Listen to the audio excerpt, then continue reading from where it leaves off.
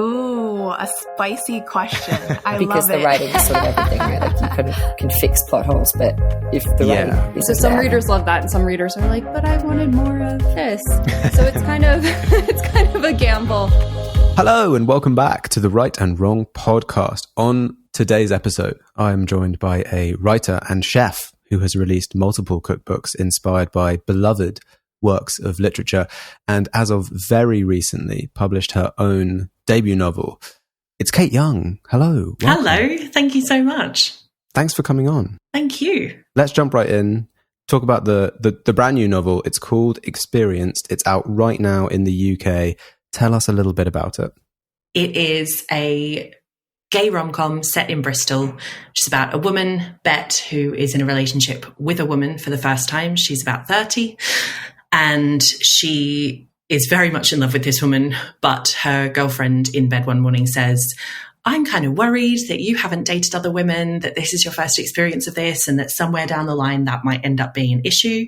So I think we should go on a break for 3 months. You should go have a lot of sex and have a lot of fun, and then we'll get back together in time for our friend's wedding in October." And the book is essentially that 3 months and then the fallout of that 3 months. Yeah. It's a great little setup. Thank you for the rom-com, as you said. Do you live in Bristol? Or do you have like an attachment to Bristol? I live very close. Yeah, so I live in a town that I could not have set this book because there's like 10 of us on Hinge. But I live in Stroud, which is just north of Bristol in South Gloucestershire. So I spend a lot of time in Bristol. Okay, and the story itself about people sort of coming out, like discovering their own kind of sexuality later in life, and then finding that situation where it's like, you need to date more people because this is like a brand new thing for you. Am I right in thinking that's quite a sort of, a lot of people do have that experience? Yeah, I think that I also came out in my early 30s, and I didn't necessarily have this exact experience because this girlfriend is kind of mad. But I certainly had a lot of people being like, "Oh my God, you're going to have these wild teenage years and really make up for like all that lost time." And I was like, I am 32 years old. And I don't think even when I was a teenager, I was very teenage. Yeah. I have always felt quite like I've been, my natural age was 36 and I was heading towards it. And so it was a very interesting thing to be like, that assumption that when you come out, you're going to have this second adolescence of needing to have that time to kind of make up for what you lost. And I think it is a really interesting place to start, to go, do you need that time? Do you want that time? What would that look like if you had it? And what would it look like to kind of be 30, know what you want, and go, this is the thing I have been looking for? I mean, if I picture that kind of thing, I'm just thinking like, in my 30s now, the idea of a hangover is terrifying to me compared to when I was in my 20s. Oh, yeah. Yeah, no, I think that has, all of that has had such an impact on it, of just going, no, I mean, to have that want in you and that knowledge of suddenly who it is you fancy and what you fancy and what you want to do, but also be like, but then I wake up tomorrow and like, we're all 30-year-old people with 30-year-old emotions. And what does that then look like? Yes. The sort of emotional hangover of that is just as brutal as the physical hangovers from a night of too many martinis. Yes, exactly. Yeah, because obviously at 30, you have so much more lived experience of just what the realities of things are. Yeah, and what you're doing to other people in that situation.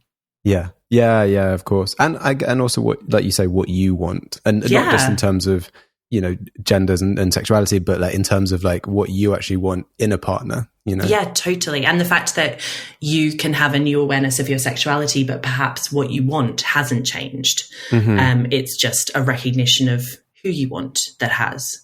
And I think that dual assumption that what you want and who you want might all have shifted feels like a quite overwhelming place to be. If you're kind of like, maybe it has, or maybe it has, I don't really know. And what am I looking for? And all of that being questioned. And it's scary. Totally. You're suddenly like, well, my life's sort of been turned upside down and I've sort of done this and it's good, but I'm still scared. Yeah, absolutely. So it's not always the case, but with authors, often the first novel and this is by no means your first published book, but this is your first published novel. Oh, for sure. Yeah. Often the first novel draws the most inspiration from their own lives. And based on that kind of brief chat that we just had, it sounds like that kind of is true for you. I would say that I've thought a lot about this, because certainly it's like sitting down to write, I was like, how much of this is feelings that I've had, but no true events. And that is kind of what I was aiming to do, was write about every feeling that I had experienced, and a bunch of different feelings, but the characters and what they go through and the specific events of the novel, 2 or 1 have not happened in my life. So it was very much an imagined world filled with real emotions. Oh, okay. Yeah. Which I guess is like probably a very apt way of describing most fiction novels. Yeah, I think so. I think that like I wanted to write about feelings that felt truthful to me, and experiences that felt truthful to me. And that's both the coming out story, and it's also the importance of friendship, and it's also the like thrill and excitement of fancying people when you've kind of spent your 20s going like, why is this not working? Why do I not love this like everybody else seems to? So all of those feelings are very true, and I give them to both the central character and other characters around her. But yeah, the events I think needed to feel that they were different. And I felt like I would not be doing my best writing if I was writing about stuff I truly knew in terms of experiences. And it might not have fit the rom-com genre in the same. No, indeed. My life is not as narratively satisfying as this book, yes. Well, you're only halfway through, right? No, very true, very true. You haven't reached the peak of your arc yet. No, not even close. Yeah, so as I mentioned, not your first published novel, but is your first published novel, not your first published book.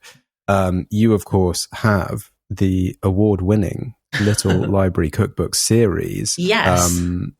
So interesting question then is, writing a novel, doing fiction, was that something that you had always wanted to do, or was that something that came after doing the cookbooks and stuff?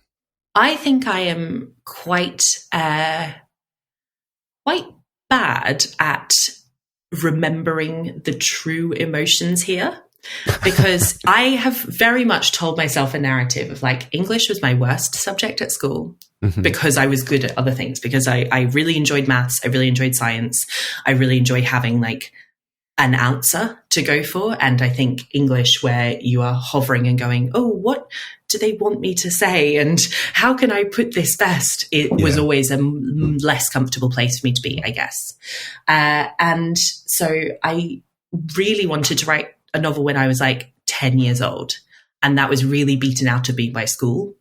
And in my 20s, when I was writing the cookbooks and when I was writing a blog and when I was writing about food, I kind of went, I'm good at the recipes, and I'm developing this skill of being able to write. And about just before my first book came out, so when I'd handed in the first draft of it, which was in 2016, I sat down and wrote a chapter of a novel.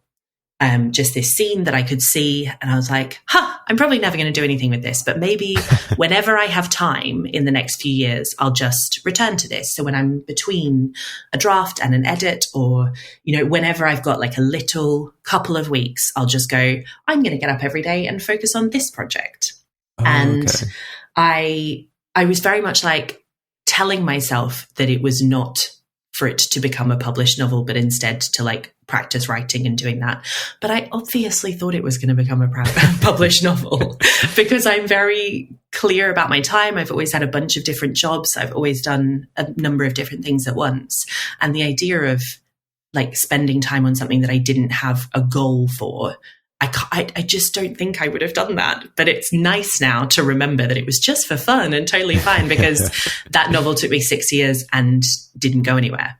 So I gave it to my agent in 2021, and she was like, yeah, there's like 7 different things here that you're trying to do, and I kind of get some of them, and like some of the writing is quite good, but this book needs like so much work, and you need to decide what it is, and you need to like go away, and here's Patricia Highsmith's book on structuring a thriller. And I was like, oh yeah, I have read that actually.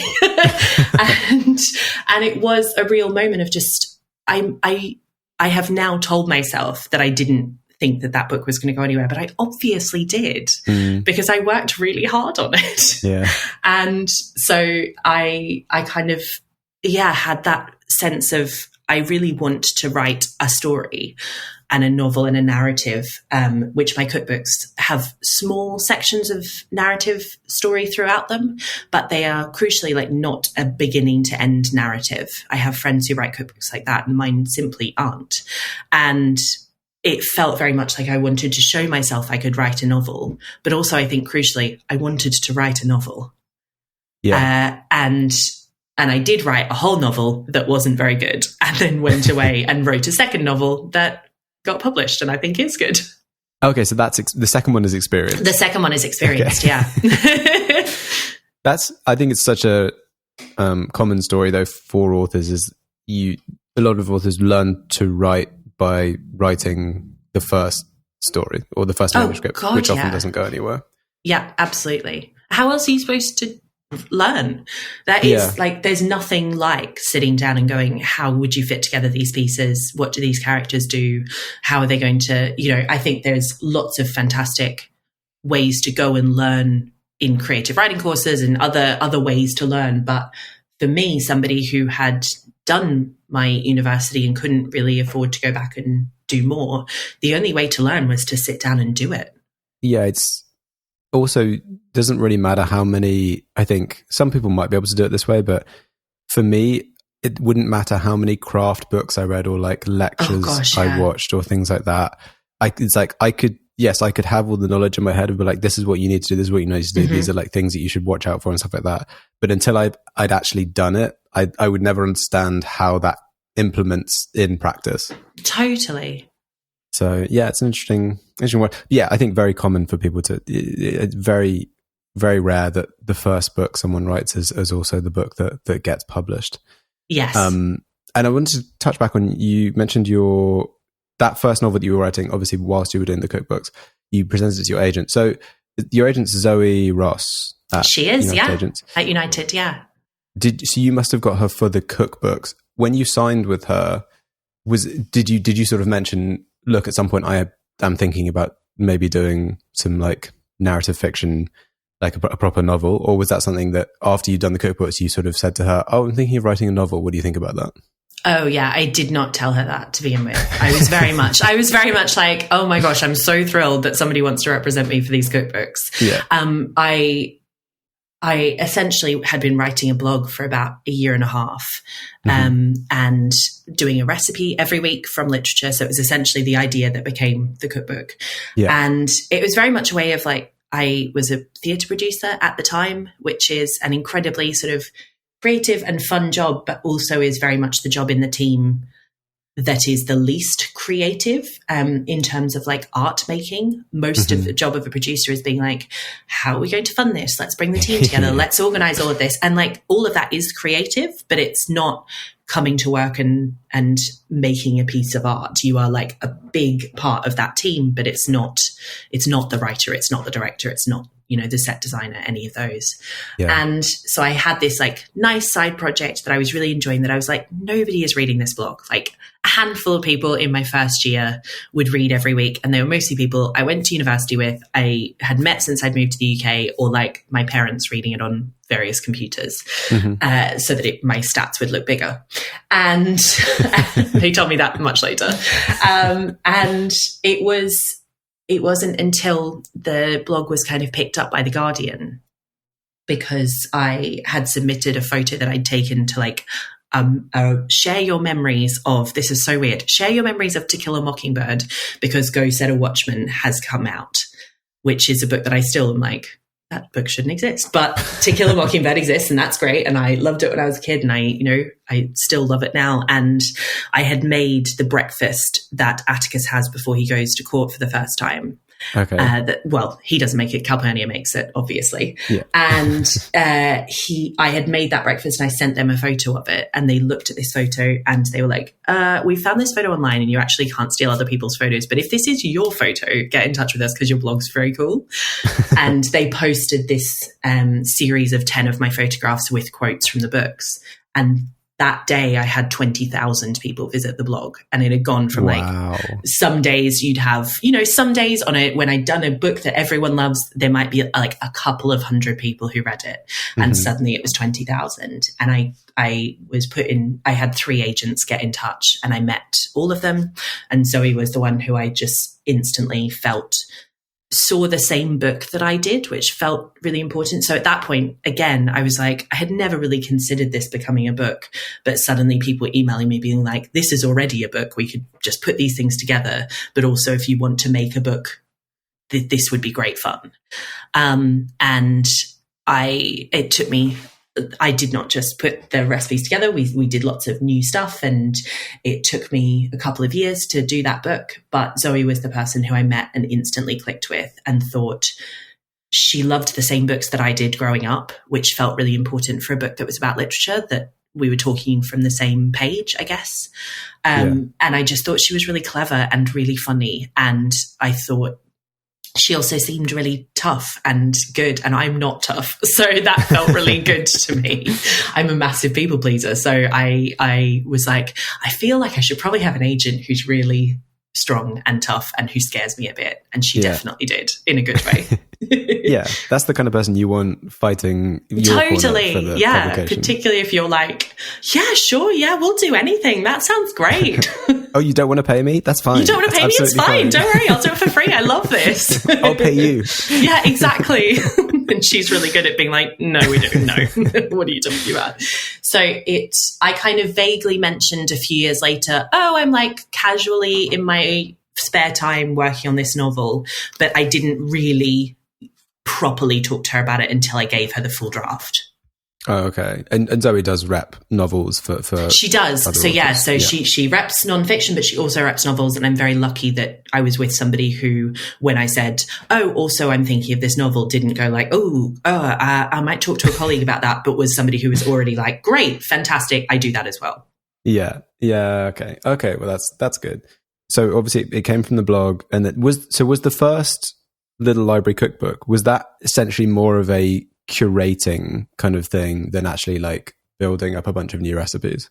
No, so we decided that actually it wouldn't be good to just include the recipes that were already in the blog because they're there for free. So it was very much like a big project of going. Also, the difference between like a blog and a book is that a book has to work in its entirety as a collection of recipes that make sense, that follow on from each other, that represent like a broad spectrum of like times of day that you might be eating, or things you might want to eat, or experience levels in cooking, and all of those things. So like the way that we structured the recipes, that list changed so much in the couple of years that it took me to write that book.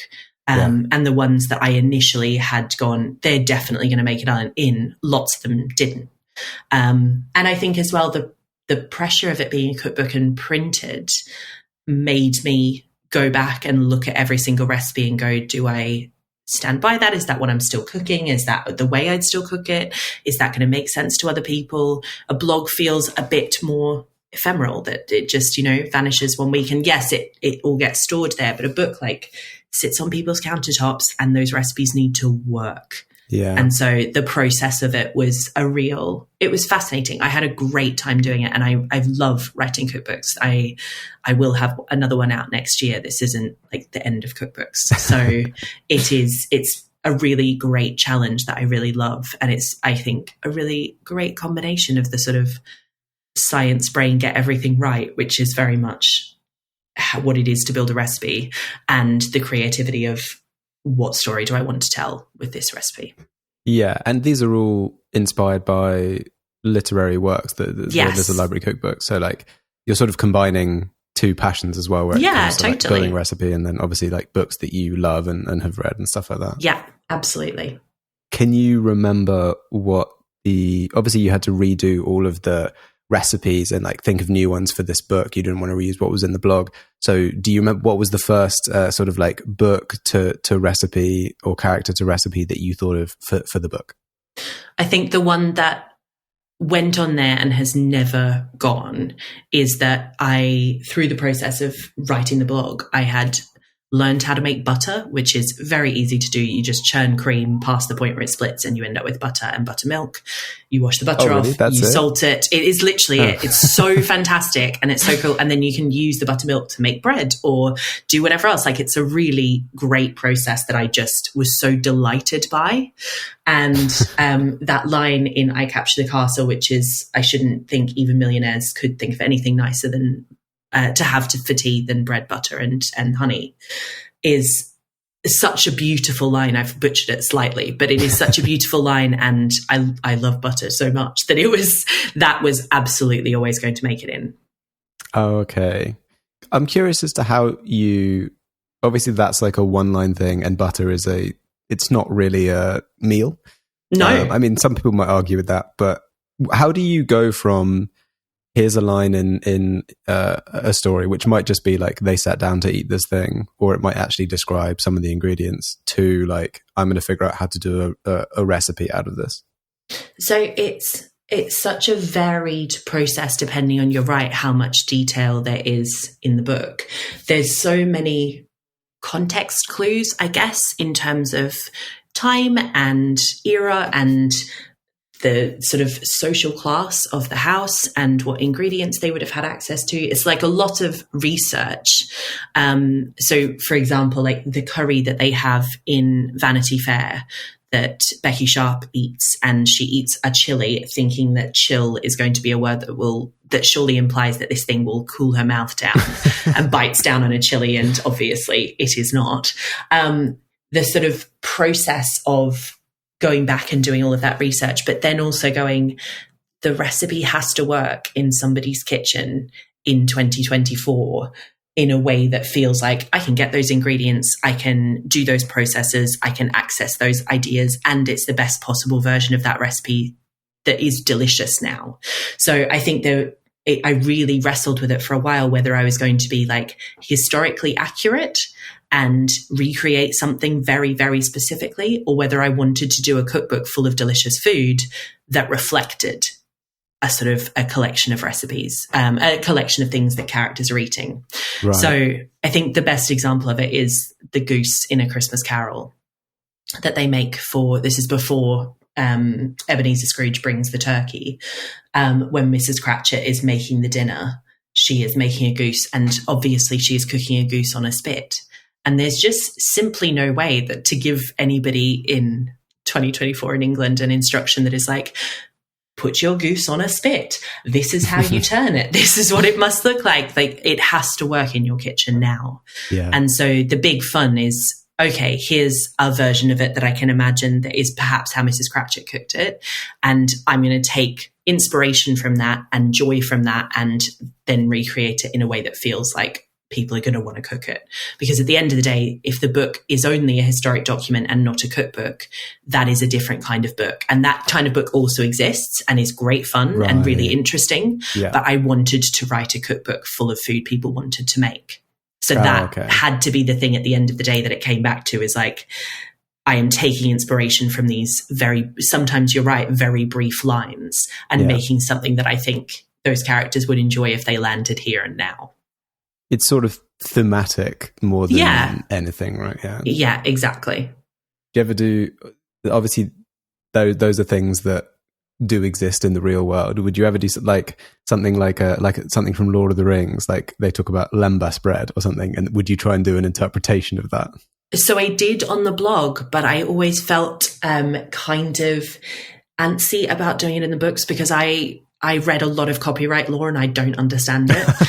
And so I just got to a point where I was like, I think that a blanket decision of like, I am not going to put the Whipple Scrumptious Fudge Mellow Delight in the book because I don't know whether I can literally say those words. And what I will do instead is make the chocolate cake from Matilda.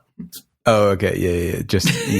Just phrase it in a way that you probably don't have liability for anything. Yeah, I just think like I only ever did food that exists in our real world rather than taking somebody's intellectual property and trying to make a recipe for it. Yeah. And also then there's no like, obviously we were saying it's kind of thematic, but it's like, this is a magical fake thing that doesn't exist and can't really totally exist, so.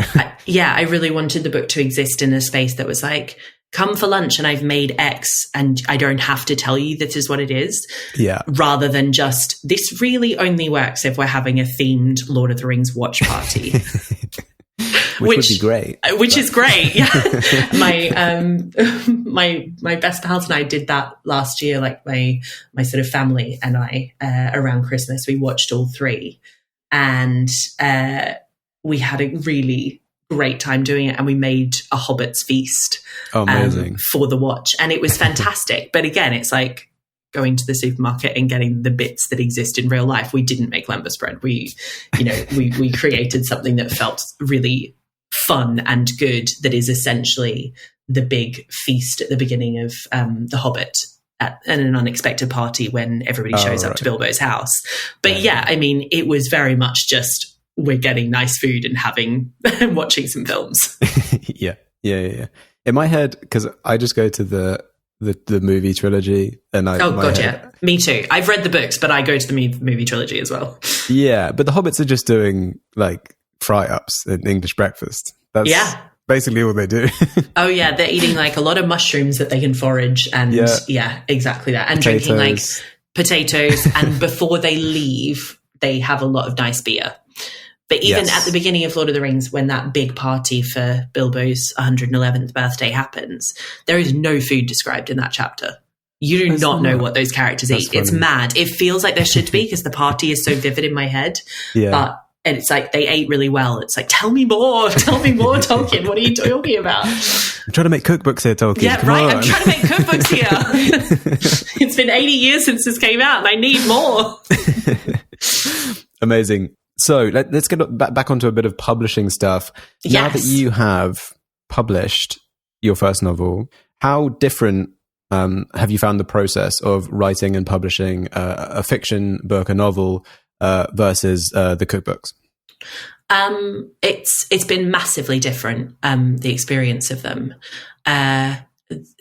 from at all stages, really. So from sitting down and doing the writing in the first place, I found the sort of structure of writing a novel very, very different to how I wrote a cookbook, because the cookbook has, I guess, like 100 unconnected short stories, and half of that short story is instruction.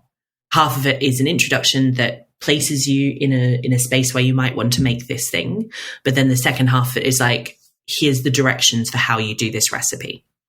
Okay. And so I could move around between sort of the prose introductions and the instructional writing and the cooking, and be in all of those three places at once. And so it meant that, like, whenever I was working, whenever I was writing, no matter what mood I was in or whether the prose was easy come or not, I had work to do. There was sort of something to be getting on with.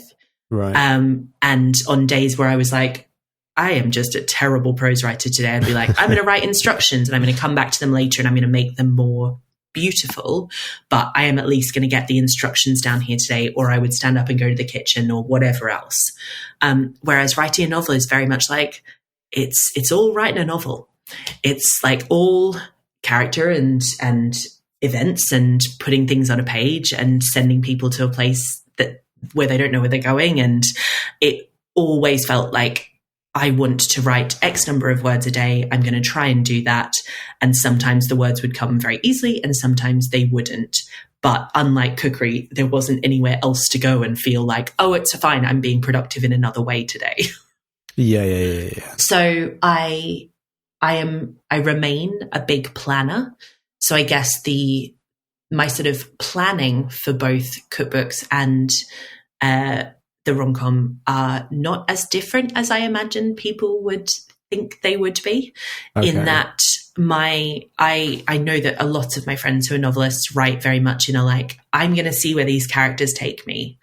way. And I don't. I know what those girls are going to be doing. And they sometimes might react in ways that I don't expect when I'm writing. But I am essentially like, I know what events are going to happen. I know where they're going. I know what's going on from the start. So this never makes me many friends, but what I did was I watched loads of rom-coms and I read loads of rom-coms, and I kind of mapped out the satisfying beats at which a certain event in a rom-com, because a rom-com is such a like beautifully structured thing that is so deeply satisfying because it gives you everything you want at the exact moment that you're anticipating it and want it. So at the exact moment that you're like, these characters should just get together, it almost does and then doesn't quite, and like sort of throws one over on them. And, you know, it's so satisfying to read or to watch because you are being given exactly what you want, but in a way that hopefully doesn't always feel entirely predictable. Yes. But the thing about a rom-com is from the very start, as soon as you're sort of 10 or 12% specifically, I think, of the way through the book, you know who that character is going to end up with, because you know the beats of a rom-com, you know the satisfying feeling of like, oh, there's chemistry here and these characters have just met and they can't be together for some reason, but they will be by the end. And you're kind of reassured by that truth. And that is what the fun and joy of a rom-com is, being reassured by that truth, but also having the fun of how are they going to get there. And so I mapped out the whole structure of what I wanted to do and what I thought worked really satisfyingly in a rom-com and where the beats should fall. And then I worked out, I had this like list. When the first book didn't work, I'd made a list of scenes that I could imagine writing that I thought would be fun, because I thought if I write a second novel and it's still terrible or still not good enough to publish, at the very least, I will have wanted to have fun. Yeah. And so the first book was a very sad gay book set in the past about a murder and two women living in a house. Okay. And I was like, this book has to be like pure liquid fun. It has to be almost no research apart from life research. And I love research, so I did actually do a lot of research, but I went in thinking this will be something I can write with no research. So set in a city I really know, set in a community that I really know, set with people who I could recognize. And I was like, great, I'm going to think of every possible fun scene and I'm going to map them across this kind of graph of peaks and troughs in emotion. And then that graph, those scenes became the chapters, and I knew before I sat down to write any words like what was going to be happening in every single chapter. Yeah. Okay. So it sounds like what ended up being experienced became very much a polar opposite of that first novel that you wrote. Totally. In terms of mood and vibe. Yeah, in terms of mood and vibe, but also in terms of like my planning and my process and all of those things. I went back to what really worked for me with cookbooks, which is the first document I had for the book was an Excel spreadsheet. Ah, okay. And that is where I am most comfortable. I exist so happily on an Excel spreadsheet of just mapping out which scenes would go where. So yeah, I started with voice notes, Post-its, and an Excel spreadsheet. The first thing I put on my laptop was Excel. Oh, okay. And that's always true of my cookbooks as well. Yeah. Yeah, that makes sense. That brings us to the point in the episode where we go to the desert island. Yes. We're probably going to talk more about this in a minute. But Kate, if you were stranded on a desert island with a single book, which book do you hope that it would be? It's such a good question, and it's such an impossible question. Yes. And it's, I think that, so I am a great rereader, so I know that there's a big tendency perhaps to take a thing that you haven't read before that you're like, you know what, I'm on a desert island, I'm going to do this book, that I'm going to finish War and Peace, I'm going to whatever. And actually, I think that I want to take I Capture the Castle, and because I read it every year, and the sort of reassurance of it would be so good. The other thing I read every year is Persuasion, and it is a really difficult to choose between those two. But I think I Capture the Castle would give me sort of slightly less agonizing loneliness, which I definitely feel reading Persuasion. It's just, I think that the pain of reading Persuasion, the pain and the joy, but like the pain through most of the book, I do not think is an experience I want to be having on an island on my own. I Capture the Castle is also deeply tragic, but it's I think I have a sort of much longer relationship with it from my early teenage years, and I would enjoy continuing to read it as I sit on a desert island. Okay. How many times do you think you've read it at this point? Maybe 20. Wow. Yeah. That's impressive. And you want to take it with you on a desert island. I do. I think I would be reassured by familiarity rather than... I really wouldn't want to take something I've never read before, because I think the risk of being taken somewhere that I don't want to be is not what I would want. I think reassuring familiarity if I am somewhere aggressively new and terrifying. Yeah, something to sort of ground you and then remind you of not being stranded on a desert island. Exactly. And I think it's really funny, which I really want. And persuasion is too, I think, like I just would want to be laughing at people and having a great time. Yeah, well, I mean, anything that you've read that many times and you still keep coming back to it, you can't argue with that. I mean, that's an endorsement. Can't argue with it. I have, coming up, some questions about advice for writing and getting into the cookbook world, but that will be in the extended episode exclusive to my wonderful Patreon subscribers. Yeah. Did we just become best friends? Yeah, exactly that. Amazing. Well, that's a lovely way to end the episode here. So thank you so much, Kate, for coming on the podcast and chatting and telling us all about the novel experience, which is out now, and about your cookbooks and everything that you've been up to. It's been awesome chatting with you. Thank you so much, Jamie. And for anyone wanting to keep up with what Kate is doing, you can follow her on Instagram at Kate Young Writes. To support the podcast, like, follow, and subscribe on your podcast platform of choice, and follow along on socials. Join the Patreon for extended episodes ad-free and a week early, and check out my other podcast, The Chosen Ones and Other Tropes.